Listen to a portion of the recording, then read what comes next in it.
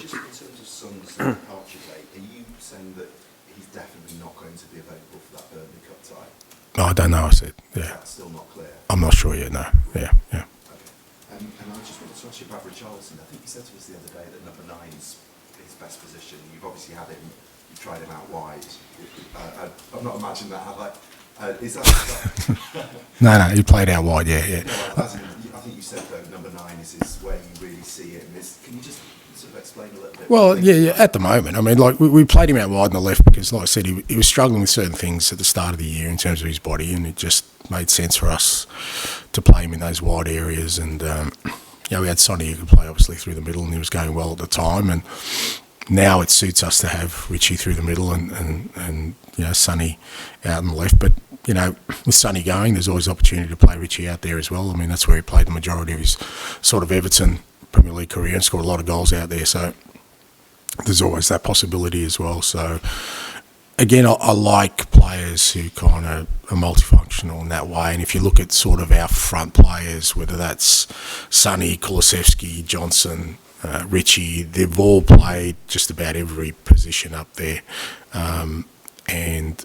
At the moment, I think us having Richie at 9 is working well for us, and we'll continue with that, but there's always a possibility it could change. I also think with Richie that he seems like a guy who's kind of all or nothing. When things are not going great, he's really down in the dumps, but when he's fully fit, feeling free in his body and maybe his mind, he kind of goes really hard the other way, and he's quite a streaky player in a way. I think it's a bit harsh. I don't think it's all or nothing. Nothing's a fairly low point. You can't get away with nothing in the Premier League. I mean, he still, even at the start of the season for us, he was working hard, and he was a big contributor to sort of our start of the season. But I think, like I said, mate, the human beings. I'm sure you have bad days at work, mate, and you've probably written some things that you're going, I wish I hadn't done that, but I was feeling crap on the day, and well, just some of it, not all of it. No, but it is, and footballers are no different. We can't expect them. But I think there is always, and that's a responsibility they have, is that when a footballer enters a field of play, the presumption from everyone on the outside is that, you know what, if you're ready to play, we expect you to play. And that's the reality of being a professional footballer. But the flip side of that is that we know that that's not always the case. And Richie's just in a good space at the moment. Like I said, and I think as much of it is physical as it is anything else. And, obviously scoring goals and playing well helps, but, when that side of you as a professional athlete, when you feel good about that side of your game, then it kind of filters through to everything else. Andrew, you've spoken a couple of times about doing business early in January. With this Christian news, is there any prospect of getting someone, a centre-back in the first 2 weeks of the month, do you think?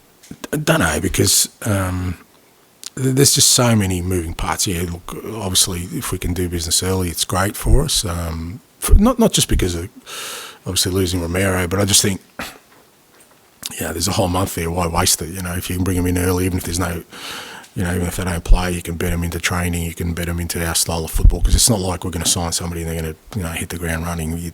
Maybe they could, but so. Whereas if you leave it to the end of sort of January, then potentially it's not till sort of mid to end of February where they get up to speed with things, and depending where they're coming from, sort of the league they're coming from. So there's a whole range of moving parts. Ideally, yes, I'd love to do something early in the window, but I guess even me saying that puts a challenge on us, because then other clubs know that we want to do something early. So you just, you got to play the game and see what happens. But I'm hopeful that it'll be sort of, much earlier than the end of the window when we do bring someone in. And actually, Phillips, is he ready to play Premier League and start a Premier League game? He's training now, so he's ready, he's available, and he's there, mate. So if opportunity comes, we'll give it to him. And just in terms of these kind of ongoing injuries and suspensions, I mean, you must just feel like you can't catch a break every time someone comes back. You seem to And look, it is what it is. And I think I said that before, when somebody was saying, all these players come back, and I was saying it never works that way, or rarely does it work that way. And look, I'm not the only one, and you can see there are other clubs going through it as well.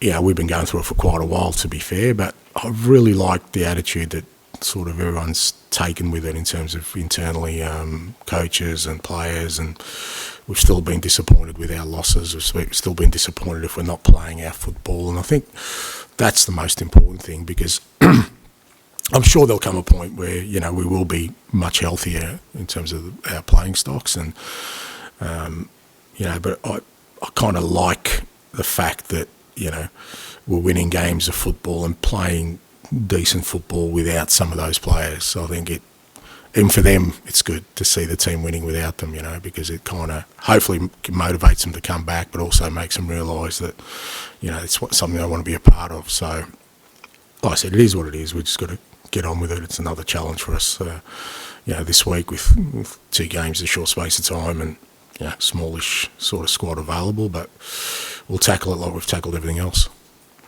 And just going back to Swan quickly, for that Burnley game, are you fighting to have him for that? Is that the discussion where you're at, or are you happy for him to go as early as possible?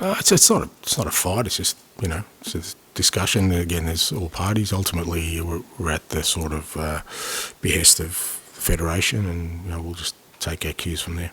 How do you view the tournament? I mean, from a lot of European fans may see it as an inconvenience in their season, their team's players going, but from your experience. I want it, don't you? Yes. Yeah. So I rank it pretty highly. I think it's pretty important. Yeah. I think it's probably. Yeah, I know, but a lot of European fans see the Euros as fairly important. Well, it's the same for the Asian Cup or the African nations. So no, it is. It's obviously. People can talk about the timing, but with the amount of, like I said during the week, the amount of football players are playing all tournaments, the timing, even in the off season, you worry about your players because they don't get a break. So it's part of the calendar. But no, I hope Sonny goes on and finishes runner up to Australia again, mate. I'd be really happy about that. And just finally, you spoke about the challenge that Brighton pose and maybe Deserby being a bit different. A few managers this season have said their prep for Brighton's given them a migraine because of the way they play. How have you found assessing them and working out what they do? No, I think I don't see it that way. I think every team's in the Premier League's got its challenges. They're different challenges for sure, and that's a bit you enjoy. I don't think there's an extra sort of layer of information you need. It's you certainly know how they're going to play.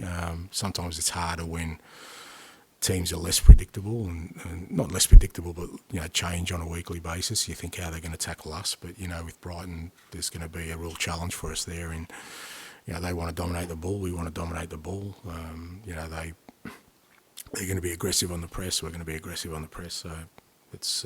I think it's one you look forward to rather than sort of have any trepidation about. Just finally at the back, please.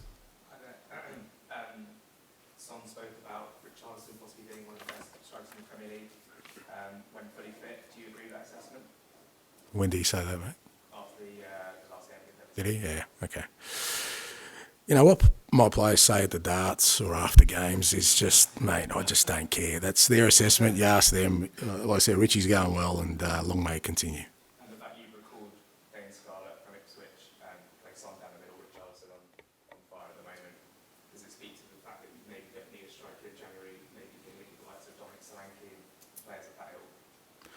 No, 2 separate issues. Dane, like I said, we brought him back because the loan wasn't working out, obviously. So he's a talented young player. We've got high hopes for him. We sent him out on loan like all our other players to play.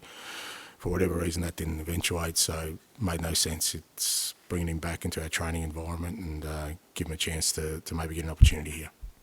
Cool. Thanks, guys. Thank you.